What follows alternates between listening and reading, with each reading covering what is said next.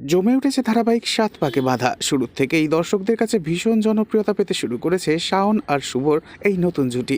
শাওনের জীবনের সব কিছু থাকলেও ছিল না শুধু মায়ের ভালোবাসা। তবে এই গল্পের মূল ভিলেন শাওনের পিসিমণি। সে সম্পত্তির লোভে কিছুতেই বাবা ও মেয়েকে এক হতে দেয়নি কখনো।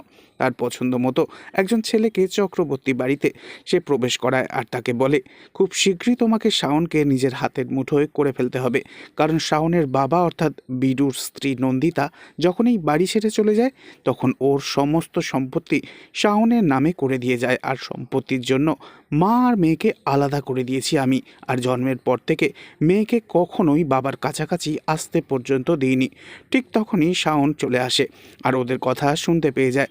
শাওন মনে মনে ঘেন্না করতে শুরু করে ওর পিসিমণিকে। তবে আগামী দিনে গল্পে এবার আসতে চলেছে নতুন চমক।